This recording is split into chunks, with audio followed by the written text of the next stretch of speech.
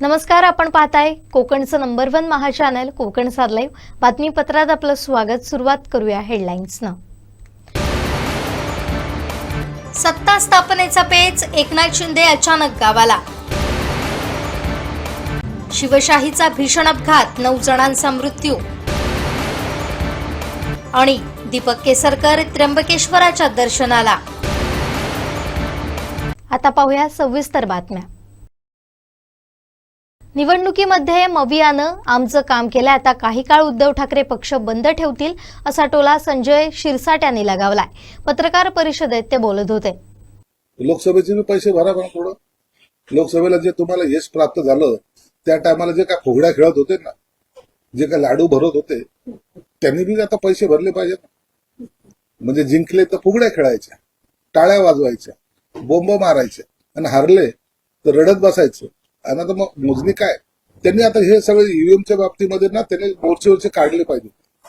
किती प्रतिसाद मिळतोय लोकांना एकदा कळू तर द्या। आता हे घरोघरी जाणार आहेत, घरोघरी जायची लायकी सुद्धा याची राहिलेली नाही। यांनी मोर्चे काढावे, हिंमत असेल तर त्यांनी या सगळ्या आंदोलन उभं करावं, त्यांनी मोर्चे काढावेत, आणि त्यावेळेला लोक त्यांना किती प्रतिसाद देतात हे त्यांना लक्षात येईल। या आंदोलनाचं नेतृत्व उद्धव ठाकरे पण करण्याची शक्यता आहे। उद्धव ठाकरे असे काम करत नसतात। उद्धव ठाकरे आदेश देत असतात, तुम लढो हम देखेंगे। बरं, तुम्ही खूप वेळा अनेक भविष्यवाणी केल्या, आता एक शेवटची भविष्यवाणी, उद्धव ठाकरेंच्या सोबत राहतील का? उद्धव साहेब आता मला वाटतं काही काळ पक्ष बंद करून ठेवतील। बरं, ते काँग्रेस आमदारांनी नाना पटोलेवर आरोप केला की नाना पटोलेंनी भाजपचं काम केलं। का उभाटा गटाने नाही केलं का? उभाटा गटाने बी आमचं काम केलेलं आहे, काँग्रेसने बी केलेलं आहे, आणि राष्ट्रवादीने पण केलेलं आहे। म्हणून कोणी कोणी काम केलं याची यादी जर पाहिजे असेल तर त्या माहितीच्या नेत्यांकडे विचारा, ते तुम्हाला सविस्तर देतील। महायुतीच्या बैठकीनंतर नेत्यांचा फोटो सोशल मीडियावर व्हायरल झाला। यानंतर एकनाथ शिंदे नाराज असल्याच्या चर्चा रंगतायत। यावर आमदार आणि शिवसेनेचे नेते उदय सामंत यांनी पत्रकारांनाच उलट प्रश्न केलाय। पाहूया उदय सामंत पत्रकार परिषदेत नेमकं काय म्हणाले।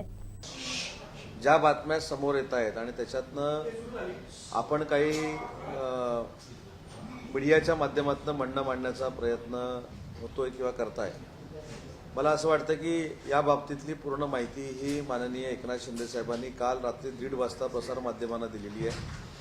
अतिशय सकारात्मक चर्चा झालेली आहे, आणि माननीय एकनाथ शिंदे साहेबांनी घेतलेली भूमिका परवाच अख्ख्या महाराष्ट्राला, सगळ्या पक्षांना आणि देशांना देखील कळलेली आहे। त्यामुळे मला असं वाटतं की याच्यावर अजून नव्यानं काही सांगावं असं मला वाटत नाही। कालची चर्चा ही सकारात्मक आहे। पुन्हा एकदा माननीय शिंदे साहेबांबरोबर, देवेंद्रजींबरोबर, अजितदादांबरोबर चर्चा होईल, आणि लवकरात लवकर मंत्रिमंडळ स्थापन होण्याचा निर्णय काही कालावधीमध्ये होईल याची मला पूर्ण खात्री आहे। परंतु जे काही वाटप झालं, हे खातं याला मिळालं, हे खातं त्याला मिळालं, म्हणजे खाती वाटप पण तुम्ही करून टाकलेलं आहे। तर मला असं वाटतं की तशी चर्चा तिथे झालेली नसावी, आणि चुकीचं कुठं रेकॉर्डवर राहू नये। परंतु माननीय शिंदे साहेबांना सन्मानपूर्वक चर्चेला बोलवलेलं होतं, सन्मानपूर्वक त्यांच्याशी चर्चा झालेली आहे। तिन्ही नेते मंडळी त्या ठिकाणी उपस्थित होती, आणि लवकरात लवकर मंत्रिमंडळ स्थापनेचा निर्णय हा राज्य पातळीवर होईल याची पूर्ण खात्री मला आहे। त्यांचा एक फोटो प्रसार माध्यमांवर फिरवला जाते, नाराज आहेत असं दाखवलं जाते, नाराज आहेत का मुख्यमंत्री? ते फोटोवरनं मला सध्या हल्ली लॉजिकच कळेना असं झालेलं आहे की एखादा फोटो बघून माननीय एकनाथ शिंदे साहेब नाराज आहेत, अजितदादांचा बुके देताना फोटो बघून त्यांच्या मनात नक्की काय चाललेलं आहे, आता माझ्या मनात नक्की काय चाललेलं आहे, हे सगळं तुमच्यापर्यंत कसं पोचतं हे फारच मोठं गूढ आहे, आणि ते कधी गूढ उकलणार आहे ह्याच्या प्रतीक्षेमध्ये आम्ही आहोत। मला असं वाटतं की काल मुख्यमंत्री महोदय ज्यावेळी अमित शहा साहेबांना भेटले ते अतिशय चांगलं वातावरण होतं, सकारात्मक वातावरण होतं। कुठेही असं तुम्ही जे म्हणताय की चेहऱ्यावर नाराजी आहे, चेहऱ्यावर नाराजी नाही, हे सगळं म्हणजे तुमचा आदर करून सांगतो की तुम्ही ठरवत असता। म्हणून 1:30 वाजता रात्री ज्यावेळी दिल्लीमध्ये माननीय एकनाथ शिंदे साहेब प्रसारमाध्यमांशी बोलले त्यावेळी त्यांनी स्पष्ट असं सांगितलं की सकारात्मक चर्चा झाली, आणि सरकार स्थापनेच्या दृष्टिकोनातनं ही चर्चा झाली, आणि त्याच्यातनं पुढं आम्ही जातोय। आज परत आम्ही बसू आणि त्याच्यातनं निर्णय घेऊ। त्याच्यामुळं कुठं कोण नाराज होतं, काय होतं, आणि ते तुमच्यापर्यंत कसं काय पोचतं याची आता बहुतेक चौकशी करावी लागणार। नाही, बैठक होती, बैठक होणार आहे, नाही होणार आहे, हे सगळं केंद्रीय नेतृत्व आणि आमचे तिन्ही नेते ठरवणार आहेत. त्याच्यामुळं बैठक होईल की नाही याच्याबद्दल शंका व्यक्त करण्यापेक्षा आपल्याला निर्णय अपेक्षित आहे आणि तो निर्णय लवकरात लवकर होईल. एकनाथ शिंदे उपमुख्यमंत्रीपद स्वीकारण्यासाठी तयार आहेत का? केंद्रीय नेतृत्वाने त्यांची काही याबाबतीत मनधरणी केली आहे का की तुम्ही स्वीकारा म्हणून? शिंदे साहेब म्हणाले होते की जे केंद्रीय नेतृत्व ठरवते तो निर्णय मान्य असेल. उपमुख्यमंत्री जे केंद्रीय नेतृत्वानं ठरवलेलं असेल ते शिंदे साहेबांना माहीत असेल आणि शिंदे साहेबांच्या मनातलं काय ते केंद्रीय नेतृत्वाला माहिती असेल. निकाल लागून 6 दिवस झाले, त्यात महायुतीला बहुमत मिळालं. मात्र असं असून देखील सरकार स्थापन होऊ शकलेलं नाही. याबाबत आमदार आणि शिवसेनेचे नेते उदय सामंत यांना विचारलं असता त्यांनी 2019ची आठवण करून दिली.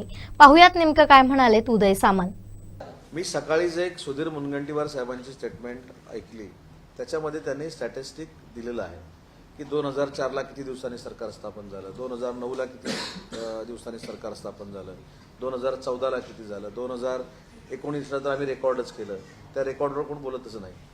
म्हणजे मला असं वाटतं की ते जे मी ऐकलं 2004ला काहीतरी 14-15 दिवस झाले होते, त्याच्यानंतर 2009ला काहीतरी 11 दिवस झाले होते आणि 2019ला तर काय आम्ही 1.5 महिनाच बॅटिंग केली सगळ्यांनी. त्यामुळे त्याच्यावर कोण चर्चा करत नाही, त्याच्यावर बोलत नाही. पण त्यांचेच नेते असं सांगतात की 6 दिवस झाले तरी सरकार स्थापन होत नाही. पण तुमच्या कालावधीमध्ये 35-36 दिवस सरकार स्थापन झालं नव्हतं. ह्या देखील गोष्टी आहेत ना. त्याच्यामुळे सरकार स्थापन करायला कुठचाही अडसर नाही हे स्वतः एकनाथ शिंदे साहेबांनी सांगितलेलं आहे. भाजपानं, भारतीय जनता पार्टीनं देखील त्यांची भूमिका स्पष्ट केलेली आहे की त्यांच्या नेत्याची निवड येत्या 2 दिवसामध्ये होईल आणि ह्या सगळ्या तांत्रिक गोष्टी संपल्यानंतर सरकार स्थापन होईल. एकनाथ शिंदे अचानक गावी गेले, याबाबत उदय सामंतांना विचारलं असता त्यांनी कारण सांगितलं. पाहुयात नेमकं काय सांगितलंय उदय सामंत यांनी. काल सुद्धा ते ज्यावेळी दिल्लीला आले, कुठेही ते नाराज नाही आहेत, परंतु त्यांची तब्येत जी आहे, त्यांना ताप देखील काल होता, त्यांना सर्दी देखील झालेली आहे आणि असं असताना आपण ते नाराज आहेत म्हणून दऱ्याला गेले असं सांगणं हे फार चुकीचं ठरू शकतं. मला असं वाटतं की त्यांनी एका वाक्यामध्ये स्वतःचं व्यक्तिमत्व या महाराष्ट्रासमोर आणलं की मी नाराज होऊन रडणारा नाही, लढणारा आहे. त्याच्यामुळं प्रत्येकाला धावपळीतनं काही आरोग्याच्या अडचणी निर्माण होऊ शकतात आणि त्याच्यासाठी जर ते तिथं गेले असतील चांगल्या वातावरणामध्ये तर त्याचं ते नाराज होऊन गेले किंवा नाराज न होता गेले हे आपण प्रेडिक्शन करण्यामध्ये काही पॉईंट आहे असं मला वाटतं. अजितदादा मुख्यमंत्रीपदी विराजमान झाल्यास मी स्वतः स्वागतासाठी जाईन, बुके घेऊन जाईल असं रोहित पवार म्हणतायत. रोहित पवार म्हणतायत ना, आता मी काय म्हणू त्याच्यावर. म्हणजे मला मला असं वाटतं की या स्टेटमेंटवर रोहित पवार आणि अजित पवार यांच्यामधली दरी आता कमी व्हायला लागलेली आहे. साधारण 2 महिन्यांपूर्वी सिंधुदुर्ग जिल्हा पिकल बॉल असोसिएशनची स्थापना जिल्हाभरात करण्यात आली. मात्र आचारसंहिता असल्यामुळे अधिकृत घोषणा केली गेली नाही. पिकल बॉल हा अतिशय सुंदर आणि अल्पावधीत लोकप्रिय झालेला खेळ असून सिंधुदुर्ग जिल्ह्यात या खेळाचा विस्तार करण्यासाठी आम्ही कटिबद्ध आहोत, अशी माहिती युवराज लखमराजे भोसले यांनी दिली. पहिलं आपलं पिकल बॉल असोसिएशनचं स्थापना झाली होती. एक साधारण 2 महिने झालेले, 1.5 ते 2 महिने झालेले. आपल्या इलेक्शनच्या कारणामुळे आणि बाकीचे इतर कारणामुळे आपण पत्रकार परिषदेचं घेतलं नव्हतं. पण आपले सुमेंदरजी असतील आणि अविनाश प्रभू असतील, म्हणजे आपले अध्यक्ष, पिकल बॉल असोसिएशनच्या इंडियाचे अध्यक्ष आहे, तर त्यांनी आपल्याला एक साधारण 1 वर्ष झालं भेटून. तर तेव्हा आम्ही मागच्या वेळी भेटलो होतो, तेव्हा युरानी साहेब आणि मला भेटले होते आणि आम्हाला माहित होतं की ह्या मागच्या काळामध्ये आणि आता पण की पिकल बॉलला भरपूर स्कोप आहे. म्हणजे नुसतं भारतात नाही पण आंतरराष्ट्रीय लेवल पण हाय स्कोप.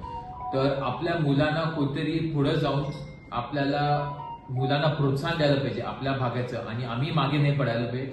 त्या कारणामुळे आम्ही म्हटलं एक पिकल बॉल असोसिएशन इथं स्थापन करायला पाहिजे ह्या लोकल लेवलवर. तर आम्ही सगळेजण म्हणजे आपल्या पुढे जिल्ह्याचे म्हणजे 3 तालुका म्हणजे मेन तालुका विधानसभा असतील ते सगळेजण आपण मिळून एक असोसिएशन स्थापन केलं. असेच आपण पुढच्या काळामध्ये आपल्या कोच पण असतील त्या पद्धतीने आपण कोच पण बघतोय की इथं स्थापन करायला. आपले बाजूचे जिल्हा गोवा जिल्हा असेल, आपले मुख्यमंत्री असतील प्रमोद सावंत असतील, त्याच्यामध्ये पण त्यांनी भरपूर प्रोत्साहन दिलेलं आहे. त्यांनी आपले हॉटेल असोसिएशन मध्ये पण त्यांचे भरपूर कोच कन्व्हर्जन केलेले आहे. म्हणजे टेनिस कोच असतील ते कन्व्हर्जन करून आपल्याला पिकल बॉल कोच केलेले आहे. तसंच असे कॉम्पिटिशन्स पण ठेवलेले आहे गोवामध्ये. आपले मुंबईमध्ये पण इथं कॉम्पिटिशन्स होतातच. आपले सुमित जी असतील, प्रभूजी असतील, त्यांनी पण दोघे मिळून आपण कमिटी मिळून ते करतातच कॉम्पिटिशन्स. पण मी तुम्हाला एक नुसतं आपलं पिकल बॉल मधून काय स्पोर्ट आहे आणि काय प्रकार आहे. पिकल बॉल तो म्हणजे कोर्ट गेम आहे. त्याचं कोर्ट डिमेन्शन साधारण बॅडमिंटन कोर्ट सारखेच डिमेन्शन्स आहे. आपले पॉइंट सिस्टम साधारण टेबल टेनिसचे पॉइंट सिस्टम सारखे आहे, त्या पद्धतीनेच आहे. तो डबल्स मध्ये खेळला घेतो असतो आणि सिंगल्स मध्ये. तो स्पोर्ट कुठलं पण एज लिमिट असं धरून नाहीये, सगळे एज लिमिट्स धरून घेऊ शकतात. कशाला, तो एकदम बॉडीला इंटेन्सिव्ह गेम नाही एवढं. हा इंटेन्सिव्ह पण एवढं इंटेन्सिव्ह नाहीये. तो पुरं आंतरराष्ट्रीय लेवल पर आता खेळायला जातो असतो आणि इथून पुढं सेलिब्रिटीज पण आता भरपूर त्याच्यामध्ये भाग घेतात आहे. तर ह्या पुढच्या काळामध्ये आम्हाला माहित आहे की ह्या सिंधुदुर्गामध्ये पण खेळामध्ये आणि क्रीडामध्ये भरपूर मुलं सहभागी घेतात त्याच्यामध्ये. तर 100% मुलांना आपण प्रोत्साहन देऊन शाळेच्या लेवल पण असेल, एक डिस्ट्रिक्ट लेवलवर पण असेल, तर पुढच्या वर्षीपासून आपण 100% कॉम्पिटिशन्स पण चालू करू. पहिलं म्हणजे मुलांना म्हणजे इंट्रोडक्शन देणं आणि ट्रेनिंग देणं, ते एक महत्वाचं असेल, म्हणजे कोचिंग देणं. तर पुढच्या काळामध्ये आपण 100% एक चांगलं खेळाडू काही चांगली टीम तयार करून आपण आपल्या नॅशनल लेवलला खेळू शकतात असं बघू आपण. आणि मी तीच माझी इच्छा म्हणजे असेल त्या पद्धतीने. आपले म्हणजे माझे मिसेस पण युरानी साहेब त्यांना पण त्याच्यामध्ये इंटरेस्ट आहे, ते पण त्याच्यामध्ये सहभागी होईल पुढच्या काळामध्ये. कशाला म्हणजे महत्वाचं काय असतो की उद्या म्हणजे मीडिया असेल काय मुलांना त्याच्यामध्ये अट्रॅक्ट करणं, आणि ते त्याच्यामध्ये युरानी साहेबांमध्ये आहे की कुठेतरी सोशल मीडियाच्या मार्फत असेल. कशाला, तो एक स्पोर्ट आहे की एक सोशल मीडियामधून इन्फ्लुएन्सर मधून भरपूर स्कोप मिळतो आपल्या पुढच्या यंग पिढीला. तर तसंच युनानी साहेब पण त्याच्यामध्ये सहभागी होतील आणि आम्ही सगळे कमिटी मेंबर्स त्याच्यामध्ये आम्ही काय करू की आपण सहभागी करून सगळे भागात आपले सिंधुदुर्गचे पुरे सहभागी होईल. आम्ही बघेल की पुढच्या आपल्या नेबरिंग जिल्ह्यामध्ये रत्नागिरीमध्ये पण कसं आपण त्यांना पण मदत करू. आपलं चंदगड पण असेल, कोल्हापूर पण असेल, त्यांना पण त्यामध्ये सहभागी कसं करायला. कशाला, ते एक नवीन म्हणजे आता स्पोर्टला अजून एक 5-6 वर्ष झालेले आहे, ऑलमोस्ट त्यापेक्षा जास्त झालेले आहे. पण आपल्याकडे इथं येतोय तर त्याच्यासाठी आपल्याला चांगल्या पद्धतीने आपल्याला पुढच्या काळासाठी करायला पाहिजे. तर आपण 100% प्रयत्न करू. आपले सुनील जत्ती असतील ते पण आपल्याला बाकीची माहिती सांगतीलच. तर मी एवढंच म्हणेल की आपण आपल्या मीडियमाच्या मधून म्हणजे सोशल मीडिया असतील, प्रिंट मीडिया असतील, आपले चॅनल्स असतील, त्या माध्यमातून आपण जास्तीत जास्त युवकांना त्याच्याबद्दल माहिती द्या. आपण पण तुम्हाला जास्तीत जास्त त्याच्या रूल्स रेग्युलेशनची माहिती देतो आपणच. आणि आपण ह्या पुढच्या काळामध्ये 100% त्याच्यामध्ये कोचिंग चालू करूच असंच मी म्हणेन. पिकल बॉल का एक्चुअली फेमस होने का रीजन है कि इसका नाम ही समझ में नहीं आता कि ये नाम क्या है पिकल बॉल. ये जब क्यूरियोसिटी होती तो सब क्वेश्चन पूछते हो, जब हम आंसर देते तो वो याद रहता है. तो ये बहुत बड़ा पॉइंट है. पिकल बॉल का नाम कहाँ से आया, अभी भी 2-3 कंफ्यूजन है. अमेरिका का एक छोटा सा आइलैंड था, तो बच्चों के पास कुछ काम करने को था नहीं, तो पेरेंट्स को बोल रहे थे कि हमको बताइए. वहाँ के वो पॉलिटिशियन के बेटे थे और साथ में एक इंडस्ट्रियलिस्ट थे. तो उन्होंने क्या किया कि छोटे रैकेट लिए और बॉल, मतलब जब हम छोटे थे तो हम तो गेम खुद ही बना लेते थे, तो तुम भी कुछ बनाओ. तो उन्होंने अपने छोटे प्लाई के रैकेट काटे और उधर ही अपना जो टेनिस का नेट था उसके अंदर उसको खेलना शुरू किया. तो वहां से उसको पिकल बॉल का नाम दिया गया. एक थ्योरी ये है. सेकंड थ्योरी ये है कि जो बोट्स जब बोटिंग करते हैं, जो सबसे पीछे बोट रह जाती है उसको पिकल बोट बोलते हैं. तो एक थ्योरी ये है. तो इसके नाम में बहुत सारी मिस्ट्री है और उसी का मजा है कि हर आदमी क्यूरियोसिटी को पिकल सोचता है तो अचार सोचता है. तो ये पिकल बॉल, फिर जब बोलते 3 गेम है और कंफ्यूजन हो जाता है. तीनों का अचार है ये. तो हम अपनी भाषा में बोलेंगे तीनों का अचार है बेसिकली. तो इसके नाम में बहुत सारी मिस्ट्री है. अभी भी कोई क्लियर आंसर इसका है नहीं है. तो कोई अलग थ्योरी लेता है, कोई अलग थ्योरी लेता है. कुछ चीजें होती है कि पब्लिक उसको हिट कर देती है. और उसका बाद में ओनरशिप समझ में नहीं आती कि किसकी है। ये पिकल बॉल के साथ कुछ ऐसा ही हुआ। एक्चुअली पिकल बॉल 30 साल पुरानी गेम है। पिकल बॉल बिल गेट्स 30 साल से पिकल बॉल खेल रहे हैं, जो अपने विंडोज बिल गेट्स, तो वो 30 ईयर से पिकल बॉल खेल रहे हैं। आज तक किसी को नहीं पता कि वो पिकल बॉल क्या है। जैसे ही लॉकडाउन हुआ तो लॉकडाउन में लोगों के पास कुछ करने को नहीं था। उस टाइम पे क्या किया इन लोगों ने, जो रोड्स थी ना उस पर चौक से मार्क करके आपका प्लास्टिक बॉल है और वो कंक्रीट पे खेला जा सकता है। तो ये धीरे धीरे लॉकडाउन में शुरू हुआ। Actually pickle ball is reborn in the lockdown. Pickle ball 30 साल से था, वो एक अपनी छोटी छोटी पॉकेट्स में लोग खेल रहे थे, लेकिन इसका जो रियल ग्रोथ हुआ है वो लॉकडाउन में हुआ। और लॉकडाउन में क्या था, फैमिलीज टुगेदर थे, सब पेरेंट्स को बच्चों के साथ खेलना है, आप बाहर तो जा नहीं सकते हो, तो ये एक ऐसी चीज न्यूट्रल बन गई जिसमें पूरी फैमिली साथ में आ सकती है। और वो सोशल बॉन्डिंग की वजह से ये गेम बड़ी होनी शुरू होगी। आज आपको ये नहीं है कि मेरे एज का ही प्लेयर होना चाहिए, मेल है तो फिर मेरी होना चाहिए। पिकल बॉल में ऐसा कुछ नहीं है, मेल इज प्लेइंग विद फीमेल, ओल्डर्स आर प्लेइंग विद यंगर, तो वो बाउंड्रीज ब्लर हो गई। सेकंड, इजी टू अडेप्ट है, स्पेस कम चाहिए, जितना बैडमिंटन का कोर्ट रहता है उसका उतना ही कोर्ट है। जो इसकी लुक है वो टेनिस जैसी है, नेट नीचे है इसका, तो एक तो देखने में बहुत प्यारी लगती है, देखने में बहुत अच्छी लगती है। सेकंड, खेलने में बहुत ग्रेसफुल है, अच्छा लगता है आदमी खेलता हुआ। सेकंड, इसकी साउंड रहती है बॉल की, तो कंटिन्यूसली एक रिदम की तरह आपके माइंड में ना आपको एडिक्शन बना देती है। जो आदमी पिकल बॉल खेलता है ना, तो वो प्रेस कॉन्फ्रेंस छोड़ के जाके पिकल बॉल खेलना शुरू कर देगा, उसकी एडिक्शन ऐसी है। तो द पावर ऑफ गेम ये है कि ये खींचती है आपको, और उसके मल्टिपल रीजन है। मी संतोष राणे। 1 वर्षापूर्वी आता पिकल बॉलच्या संदर्भामध्ये आपलं बऱ्यापैकी चर्चा झाली। ही जी असोसिएशनची स्थापना केली आपण, सिंधुदुर्ग पिकल बॉल असोसिएशन, तर 1 वर्षापूर्वी सुमित दत्त यांनी जेव्हा माझी भेट झाली त्याने त्यांनी असा विषय मांडला की असं असं आपण पिकल बॉलचं करतोय आणि राष्ट्रीय लेवलला करतोय, आणि त्याची मी धडपड बघत होतो। दुबईला जात होते, बाकी इंटरनॅशनल त्यांचे फिरत होते, आणि ते बघितल्यानंतर मग मी एकदा मुंबईला गेलो, आणि मुंबईला दादरला ना ते कोर्ट जिथे प्रभू आणि विलेपार्लेला जे स्पोर्ट्स कॉम्प्लेक्स आहे, तर तिथे त्यांनी पिकल बॉलचे 2-3 कोर्ट केलेले आहेत, आणि मी दिवसभर होतो तिथे, आणि त्यातला एकही स्लॉट रिकामी नव्हता। म्हणजे सकाळी 10 वाजल्यापासून मी जेव्हा निघालो संध्याकाळी 6-7 वाजेपर्यंत कंटिन्यू कोण नाही कोणतरी खेळत होते। आश्चर्याची गोष्ट म्हणजे मी पण खेळलो होतो अर्धा एक तास, मला ती बॅट सोडायसारखं वाटत नव्हती। म्हणजे जसं बोललं की एखाद्या गोष्टीचं आपण कसं ऍडिक्ट होतो, तसं मी त्या खेळाचं ऍडिक्ट झाल्यासारखं मला वाटलं। त्याच्यानंतर आल्यावरती मग मी विचार केला, बाकी पण गोष्टीची चर्चा झाली की आपण जर हा जिल्ह्यामध्ये सुरू केला तर जिल्ह्यातले जे मुलं आहेत ह्यांना त्याचा कसा फायदा होईल आणि ह्याला वर्त कसं जाईल। आणि जसं आता IPL वगैरे जसं चालू आहेत आपल्याकडे, तर भविष्यामध्ये ह्यामध्ये पण अशा प्रकारच्या स्पोर्ट्स चालू होतील, आणि ज्यामध्ये जर आता जो अर्ली एंट्री करेल त्याला भविष्यामध्ये खूप मोठा फायदा होईल। आणि मग मी आलो, नंतर मग युवराजांची चर्चा झाली, नकुलजींची चर्चा झाली, आणि आम्ही असं ठरवलं की आपण सिंधुदुर्ग पिकल बॉल असोसिएशन अशी संस्था स्थापन करूया जी अफिलिएट असेल महाराष्ट्र पिकल बॉल असोसिएशन।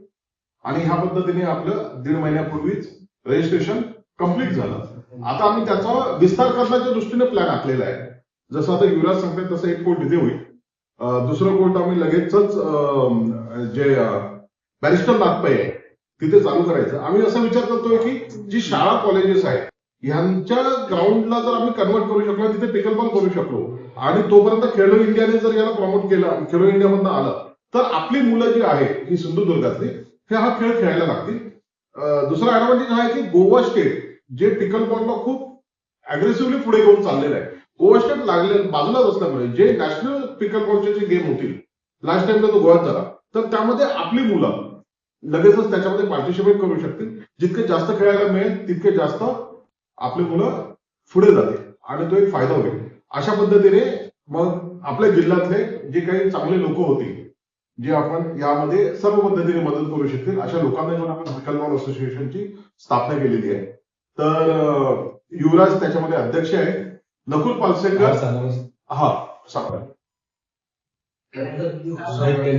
मी व्हॉट्सअप करतो, व्हॉट्सअप एक सांगतो। नकुल पालसेकर जी आहे हे उपाध्यक्ष आहे, मी सचिव आहे, सेक्रेटरी आहे संतोष राणे, देवेंद्र ढोलॉन हे सहसचिव आहेत, आणि अमित वळंदू हे खजिनदार आहे. हे अमित वळांचं कुडाळचे आहे. प्रमोद घोपटे हे सहखजिनदार आणि श्रीकृष्ण दत्तात्रय परब म्हणून सदस्य आहे. भविष्यामध्ये जसं मी आता सुमितजींना पण रिक्वेस्ट केली की जरी तुमच्याकडे नॅशनल पद असलं तरी तुम्ही आमचे मित्र आहात आणि हे मार्केटिंग मधले बेस्ट मानले जातात व्यक्ती, फिल्म इंडस्ट्री बाकी याच्यामध्ये बऱ्यापैकी त्यांचं प्रोफाईल आहे. तर आम्ही त्यांना विनंती केली की तुम्ही पण आमच्या बरोबर या, युवराजने पण येतील. म्हणजे हे संघटना आम्ही असा विचार करतोय की इतकं चांगलं बनवू की आपण राज्यामध्ये एक नंबरला यायचं आता आम्ही सध्या टार्गेट घेऊन चाललेलो आहे. तर लवकरात लवकर आणि जेव्हा फर्स्ट आम्ही कोर्ट चालू होईल त्याचं इनॉग्रेशन सेशनला प्रॉपर एक आपण मीडिया मीट घेऊ आणि लॉन्चिंग जे असेल ते एकदम धमाकेदार करू. काँग्रेस प्रदेशाध्यक्ष नाना पटोलेंनी विधानसभा निवडणुकीच्या निकालाबाबत आक्षेप घेतला. याबाबत शिवसेनेचे आमदार उदय सामंत यांनी नाना पटोलेंनी अपयश झाकण्यासाठी काढलेला पर्याय असल्याचं म्हटलंय. स्वतः ज्यावेळी पराभवाला आपण सामोरं जातो त्यावेळी स्वतःची मानसिकता हे पराभव स्वीकारण्याची असली पाहिजे. दुर्दैवानं पराभव झाला की ती यंत्रणा योग्य नाही, ते कर्मचारी अयोग्य आहे, ते यंत्रणेवर काम करणारे कर्मचारी अयोग्य आहेत, हे सारखं सारखं सांगून उपयोगाचं नाही. शेवटी आपण पण आत्मचिंतन करणार आहोत की नाही, आत्मपरीक्षण करणार आहोत की नाही. मला सांगा की 2 भाऊ लढले, एक धीरज देशमुख साहेब लढले आणि एक अमित देशमुख साहेब लढले. जर ईव्हीएम मध्ये काहीतरी घोटाळा करून करायचं असतं तर मग एक भाऊ निवडून आला आणि एक भाऊ कसा काय पराभूत झाला, याचं उत्तर देखील दिलं पाहिजे. त्याच्यामुळे असं काही होत नाही. मला असं वाटतं की ही आपण आपल्या नेतृत्वाखाली आलेलं अपयश झाकण्याचा एक पर्याय काढलेला आहे. 45,000 रुपये की 50,000 रुपये भरून ईव्हीएम रॅन्डमली चेक केलं जातं, तसं त्यांनी करावं. निर्मला सीतारामनचे जे आहे वर्कला प्रभाकर यांनी एक विश्लेषण केलंय की दुपारी 3 नंतरच्या मतदानाचा आकडा जो होता तो अचानकपणे वाढला आणि त्याचाच फायदा कदाचित महायुतीला झाला असावा, असं काही तुम्हाला वाटतं की 3 नंतरच्या मतदानाचा? मी स्वतः विधानसभेच्या 5 निवडणुका लढलो आणि खासदारकीच्या 5 निवडणुकांमध्ये मी प्रचार केलाय, पंचायत समितीच्या 5 निवडणुकांमध्ये प्रचार केला आहे. आपण जर प्रोसिजर बघितली तर हीच असते की सकाळी 7 वाजल्यापासून एक 12-12:30 वाजेपर्यंत फार मोठ्या पद्धतीनं मतदान होतं. नंतर 3 वाजेपर्यंत जेवणाचा वेळ असतो, कामाचा वेळ असतो, म्हणून 3-3:30 पर्यंत मतदान होत नाही आणि पुन्हा एकदा फ्लो हा 3 नंतर बाहेर पडतो आणि 3 नंतर बाहेर पडल्यानंतर पूर्वी 5 वाजेपर्यंत टायमिंग होतं, आज ते 6 वाजेपर्यंत झालंय. 6 वाजता जेवढे लाईनमध्ये उभे आहेत त्यांना सुद्धा मतदान करण्याची संधी दिली जाते. ही काय प्रोसिजर निर्मला सीतारामन मॅडमने सांगितलेली की आजची नाही आहे, ही पूर्वीपासूनचीच आहे आणि हे सगळ्यांना माहिती आहे. मग झारखंडला पण झालं नाही का असं? झारखंडचा पण रेशो काढा, 3 नंतरच मतदान झालेलं आहे. पण झारखंडमध्ये मशीनमध्ये सगळं झालं ते योग्य झालं. खासदारकीची एक सीट निवडून आली ना आपल्याकडे, नांदेडची जी सीट निवडून आली ती महायुतीची आली का? ती महाविकास आघाडीची आली, ते योग्य आहे. आणि तिथले खाली 2 आमदार महायुतीचे निवडून आल्यानंतर ते चूक आहे. मला असं वाटतं हा पोरखेळ आहे, त्याच्या पलीकडे काही नाही. 45,000 रुपये भरावे आणि रॅन्डमली ईएमआय चेक करावं.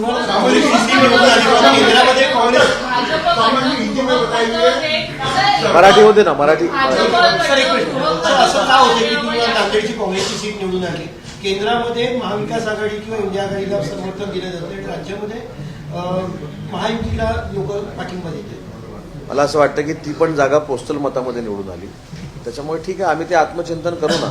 पण आज उत्साहाच्या जल्लोषाच्या वातावरणामध्ये 235 पेक्षा जेव्हा आमचे आमदार निवडून येतात त्याचं सेलिब्रेशन आम्हाला सध्या करू दे. त्याच्यामध्ये ईव्हीएम मध्ये आणायचं.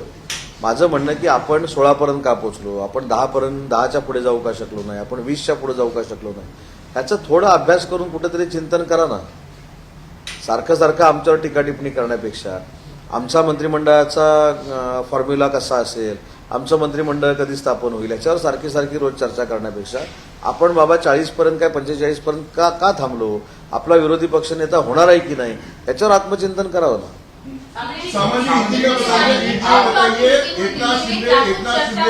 सातारा चले गए हैं, कहाँ फंसा हुआ है? आपने गृह मंत्रालय की क्या नाराजगी है? क्या नहीं, कुछ भी नाराजगी नहीं है साहब. कल 3:30-4 बजे तक दिल्ली में थे. दिल्ली से आने के बाद वो अभी निकल गए. कुछ भी नाराजी नहीं है. सम्मानपूर्वक मीटिंग अमित शाह साहब के साथ हो गई है. तीन जो नेता है, देवेंद्र जी, अजीत दादा और हमारे नेता एकनाथ शिंदे साहब, वो भी मीटिंग को थे और अच्छी तरह से सम्मानपूर्वक मीटिंग होगी।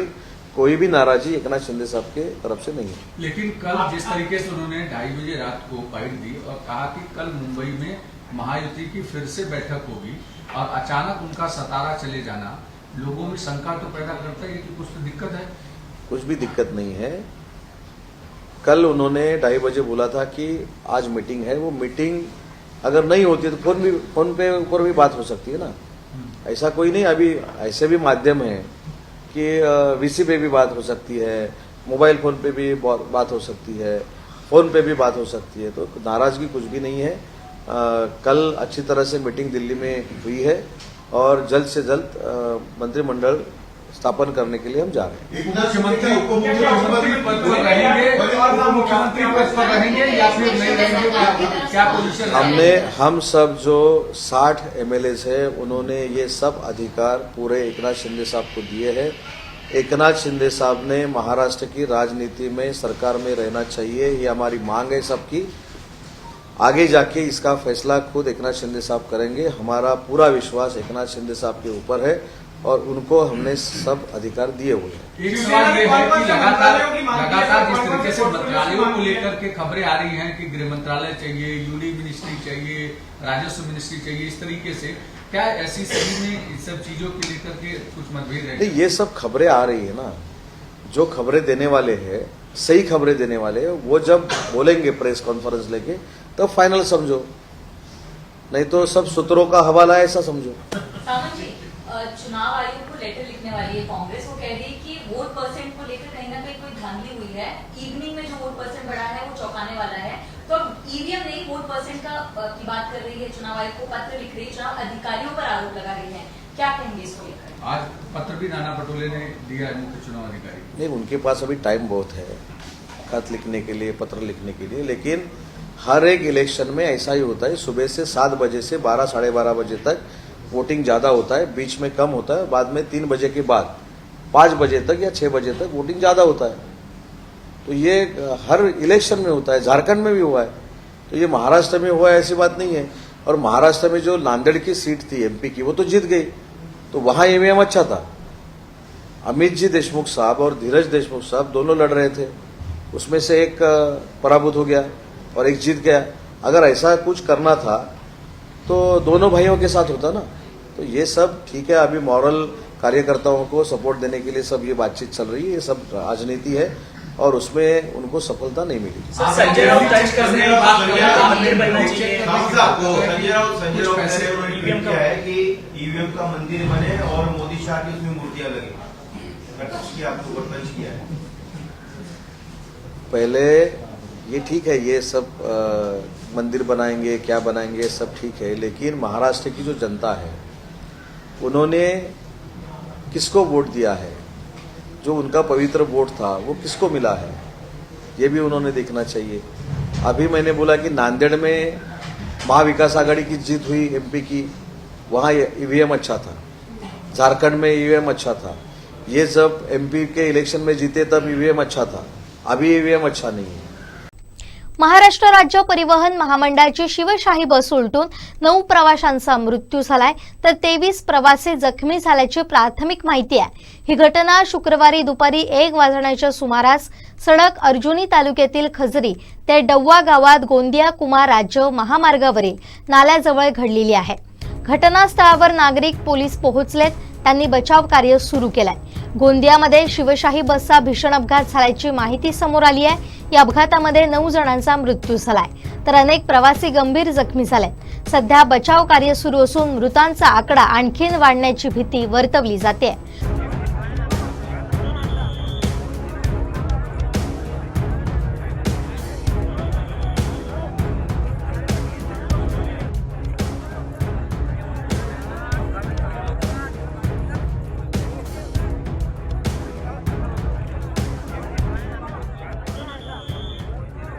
गोंदिया जिल्ह्यातील सडक अर्जुनी तालुक्यातील खजरी आणि डव्वा गावाजवळ दुपारी 1 वाजण्याच्या सुमारास नागपूरहून गोंदियाकडे येत असलेली शिवशाही बस उलटली। या अपघातात 8-9 मृतदेह बाहेर काढण्यात आले। मृतांचा आकडा आणखीन वाढण्याची भीती आहे. घटनास्थळी पोलीस आणि प्रशासन दाखल झालेत. बचाव कार्य सुरू आहे.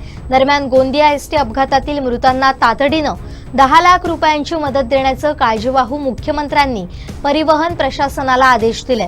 काळजीवाहू मुख्यमंत्री एकनाथ शिंदे यांनी या अपघाताबाबत स्थानिक प्रशासनाकडून परिस्थितीची माहिती घेतली. तसेच जखमींना तातडीनं आणि योग्य उपचार देण्याच्या सूचना देखील शिंदेंनी केल्या. त्याचप्रमाणे अपघातातील मृतांना तातडीनं 10 लाख रुपयांची मदत देण्याचे आदेश दिले. महायुतीला राज्यातील मतदारांनी सत्ता स्थापनेचा कौल दिलाय. विधानसभा निवडणुकीत महायुतीनं तब्बल 234 जागा जिंकल्या. त्यानंतर आता सत्ता स्थापनेसाठी बैठकांचं सत्र सुरू आहे.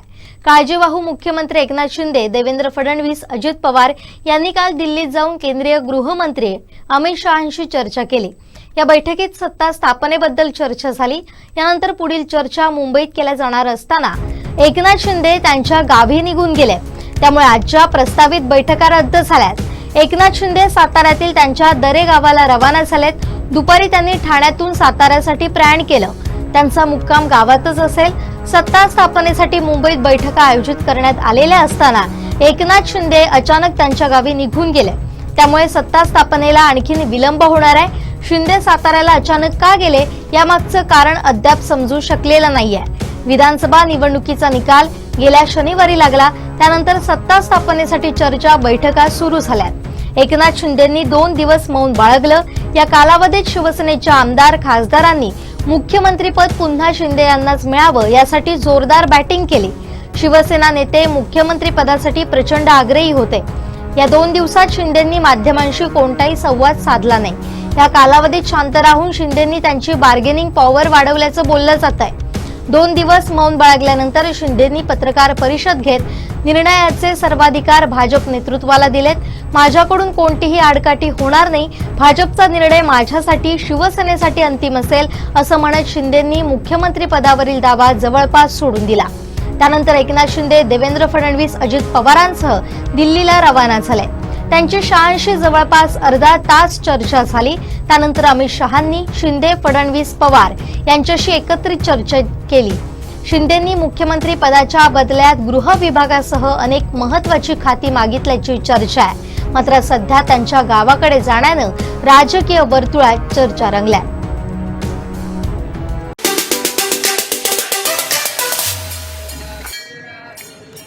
शिवसेना नेते माजी मंत्री दीपक केसरकर यांनी ज्योतिर्लिंग त्र्यंबकेश्वर मंदिरात दाखल होत त्र्यंबकेश्वराचं दर्शन घेतलं. देवदर्शनानिमित्त त्यांनी नाशिक इथं भेट दिली. केसरकर यांना पुन्हा मंत्रिपद मिळावं म्हणून त्र्यंबकेश्वराकडे साकडं घालण्यात आलं. त्र्यंबकेश्वर मंदिर येथील महाआरतीत दीपक केसरकर यांनी सहभाग घेतला. त्र्यंबकेश्वर देवस्थान ट्रस्टच्या विश्वस्त रुपाली भुतडा यांनी ट्रस्टच्या वतीनं त्यांचं स्वागत केलं. यावेळी मंदिरातील पुजारी, तुंगार बंधू तसेच ट्रस्टचे अधिकारी समीर वैद्य, सहकारी उपस्थित होते. यावेळी त्र्यंबकेश्वर पोलिसांनी बंदोबस्त ठेवलेला होता.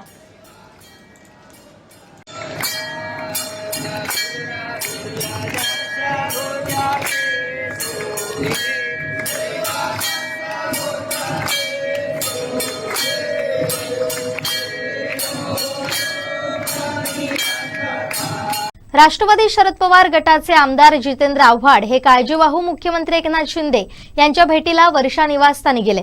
या भेटीमागचं कारण अद्याप स्पष्ट झालेलं नाहीये. पण या 2 नेत्यांच्या भेटीची चर्चा मात्र आता राजकीय वर्तुळात सुरू झाली आहे. विधानसभा निवडणुकीचा निकाल लागला आणि राज्यात महायुती सरकार पुन्हा आलं. त्यामध्ये मुख्यमंत्री पदाची बदली झाली. मात्र असं असून ते भाजपच्या वाट्याला जाणार हे नक्की झालंय. त्यामुळे राज्याचा कारभार सध्या काळजीवाहू मुख्यमंत्री म्हणून एकनाथ शिंदे हेच पाहत आहेत. आता त्यांच्या भेटीला राष्ट्रवादी शरद पवार गटाचे नवनियुक्त आमदार जितेंद्र आव्हाड पोहोचले. याआधी गणेश चतुर्थीच्या पहिल्याच दिवशी जितेंद्र आव्हाडांनी एकनाथ शिंदे यांच्या घरी जाऊन भेट घेतली होती.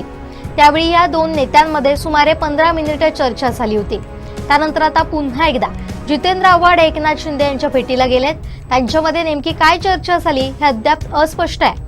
अजित पवार अर्थमंत्री असताना अनेकदा मागणी करूनही त्यांनी आपल्याला निधी दिला नव्हता अशी तक्रार याआधी जितेंद्र आव्हाड यांनी केली होती.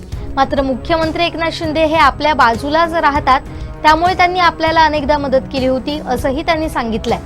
आताही महायुती सरकारमध्ये अर्थमंत्रीपद हे अजित पवारांकडे जाणार हे निश्चित झालंय.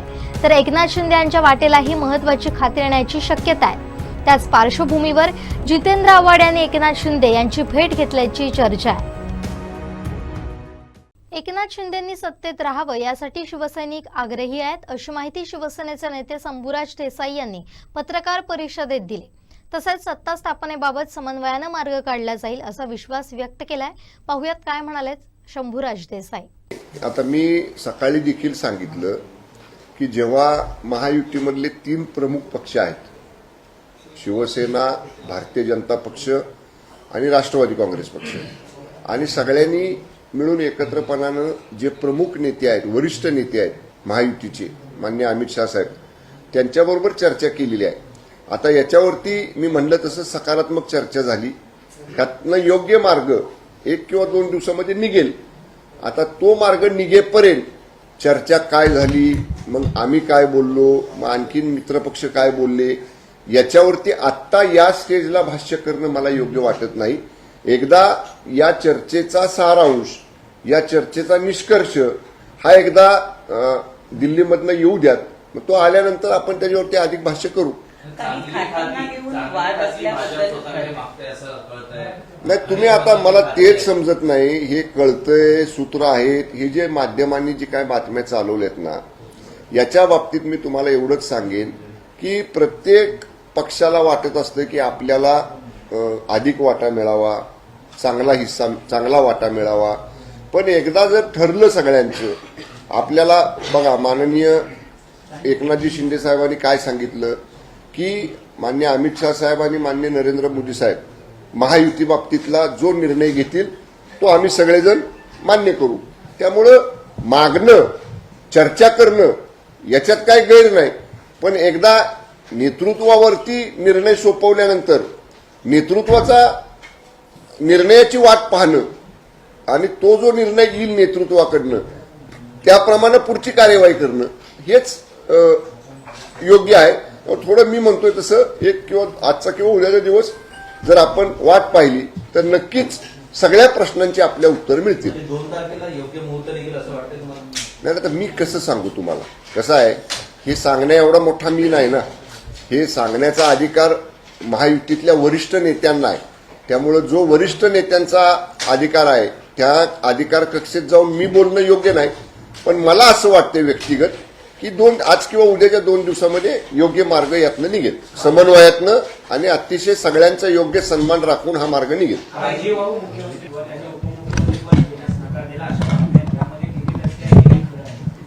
हे बघा, मी मगाशी देखील सांगितलं की माननीय शिवसेना पक्षाचे मुख्य नेते आणि राज्याचे मुख्यमंत्री आदरणीय एकनाथजी शिंदे साहेबांचा प्रशासनामधला प्रदीर्घ अनुभव, त्यांनी घेतलेले कल्याणकारी निर्णय, त्यांनी घेतलेले लोकहिताचे निर्णय आणि त्यांचा प्रदीर्घ अनुभव विचारात घेता शिवसेनेचं असं मत आहे, शिवसैनिकांचं असं मत आहे, शिवसेनेच्या आमदारांचं असं मत आहे की माननीय शिंदे साहेबांच्या अनुभवाचा उपयोग, अनुभवाचा फायदा या महायुतीच्या सरकारला मिळाला पाहिजे.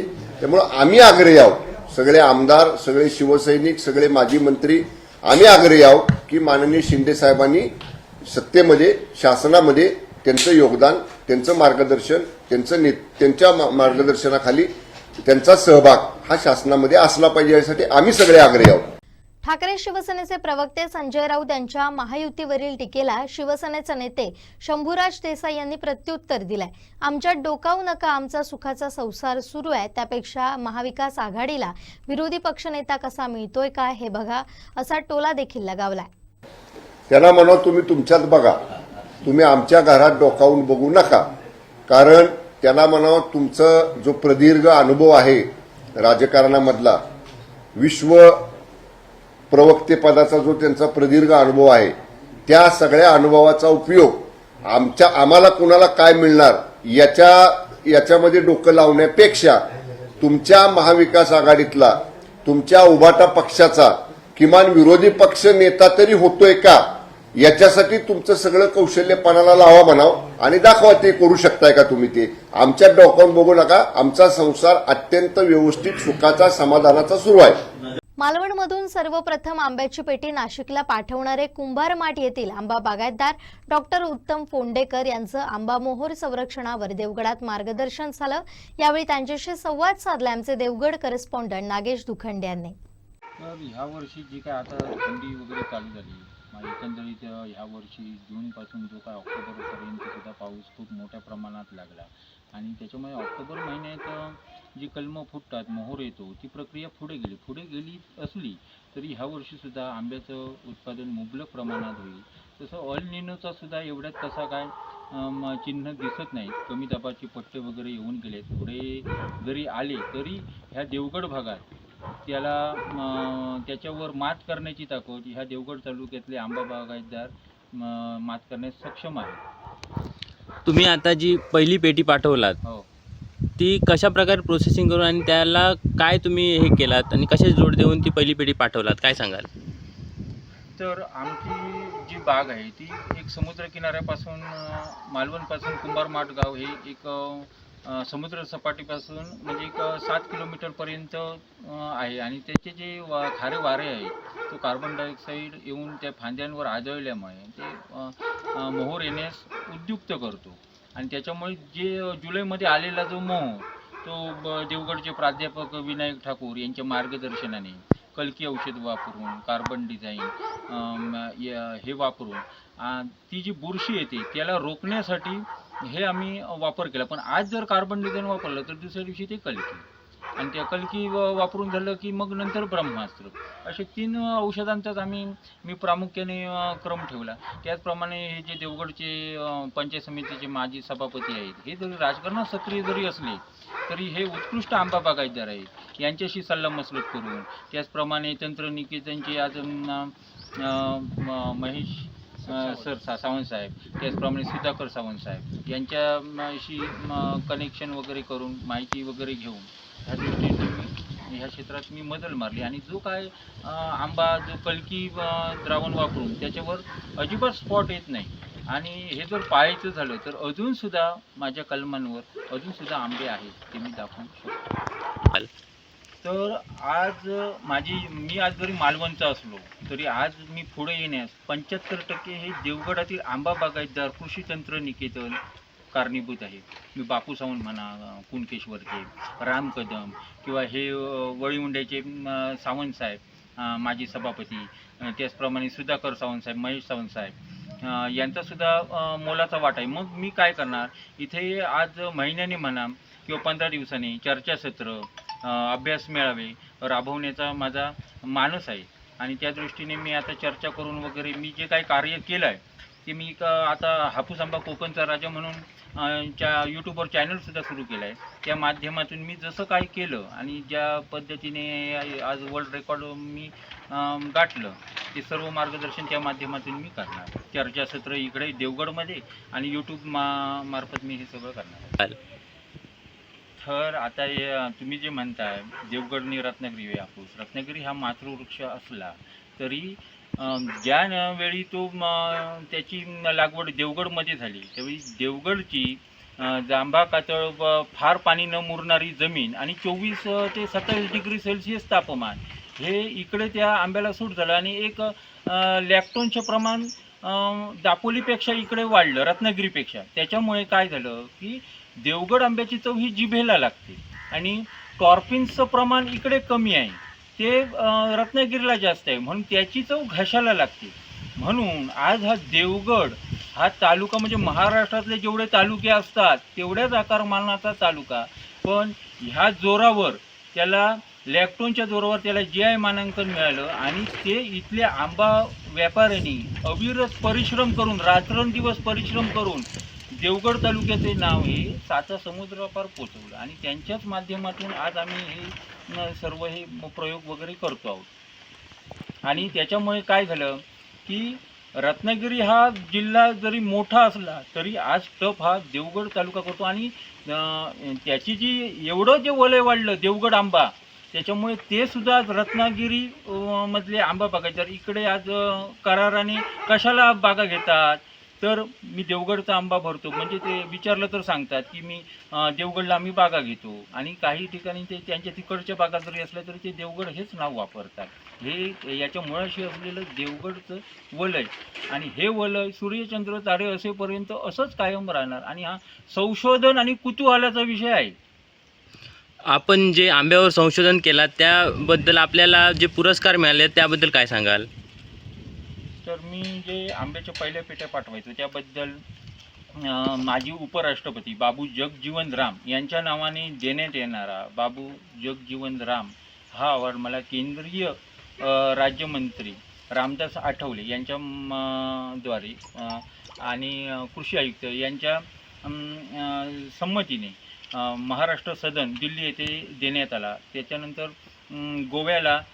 गोव्याचे तत्कालीन मुख्यमंत्री लक्ष्मीकांत पार्सेकर तर यांच्या हस्ते मला प्राईम ॲग्रिकल्चर अवॉर्ड हा गोव्याला देण्यात आला. आणि त्याचप्रमाणे मला गेल्या वर्षी 28 डिसेंबर 2023 रोजी दिल्ली येथे मानद डॉक्टरेट प्रदान करण्यात आली. आणि आता महाराष्ट्र शासनाचा उद्यान पंडित पुरस्कार सध्या प्रस्तावित आहे. शेवटी ठळक घडामोडी पुन्हा एकदा. सत्ता स्थापनेचा पेच, एकनाथ शिंदे अचानक गावाला. शिवशाहीचा भीषण अपघात, 9 जणांचा मृत्यू. आणि दीपक केसरकर त्र्यंबकेश्वराच्या दर्शनाला. बातमीपत्रात वेळ झाली इथेच थांबण्याची. पाहत रहा कोकणचं नंबर 1 महा चॅनल कोकण साध लाईव्ह. धन्यवाद.